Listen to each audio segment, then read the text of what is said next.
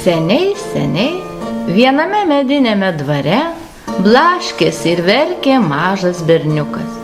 Jis pažeidė susitarimą, atsistojo ant lentos, ant kurios niekam nevalia buvo užlipti. Vaikui taip suskaudo kojelė, net pasirodė, jo kažkas ją primynė. To vaikelio šauksmas girdėjosi ne tik dvare, bet ir jo apylinkės.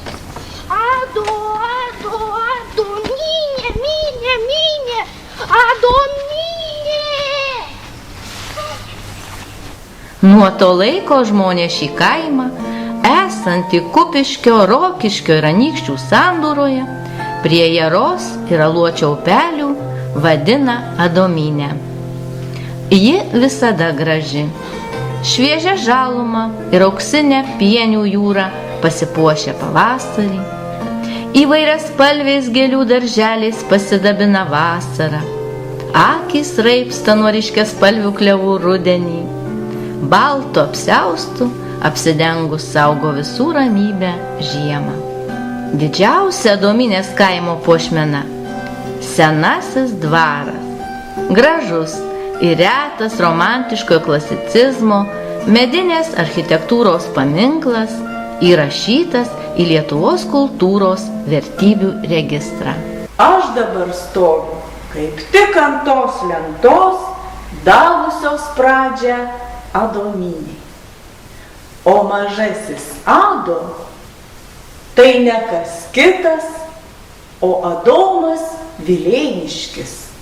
Paskutinysis Adomynės dvaro šeimininkas, bažnyčios fundatorius.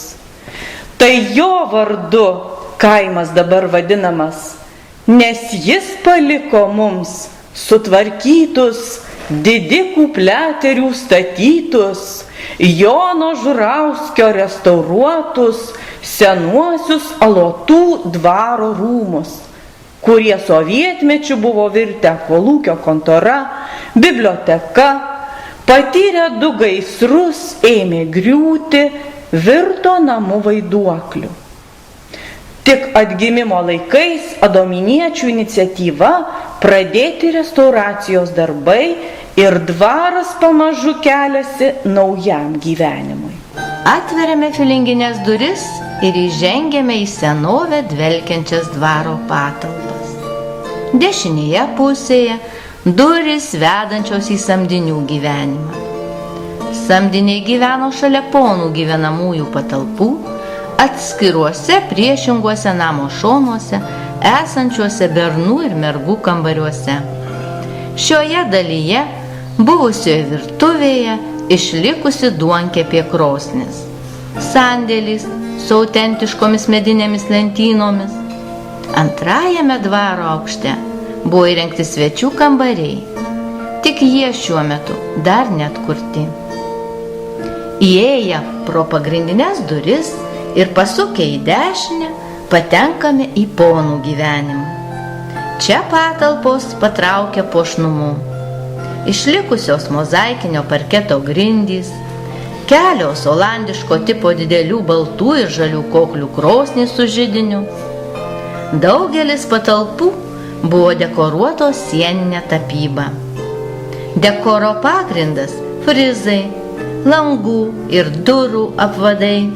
Traukia dėmesį rytinis fligelis su išlikusiomis arkinėmis kolonomis. Iš čia atsiveria vaizdas į parką. Aplink dvarą buvo terasomis pasodintas sodas, dideli ir gražūs darželiai, stovėjo 2 vartai. Viso to jau nebeliko. Apie senovę liudija tik senų liepų alėja. Dvaras šiandien yra gyvas. Jame įsikūręs medicinos punktas, biblioteka, gražia sale naudojasi laisvalaikio centras, bendruomenė turi savo patalpas, įrengtas šarvojimo kambarys. O ir Adomo šautuvas ims šaudyti.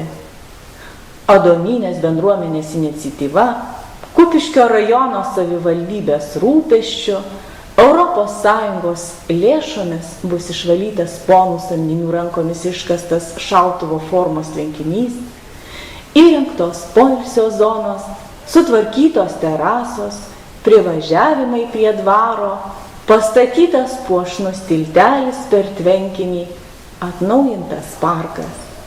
Ir visas dvaro ansamblis bus pritaikytas vietos bendruomenės reikmėms ir atvykstančiųjų turistų džiaugsmui.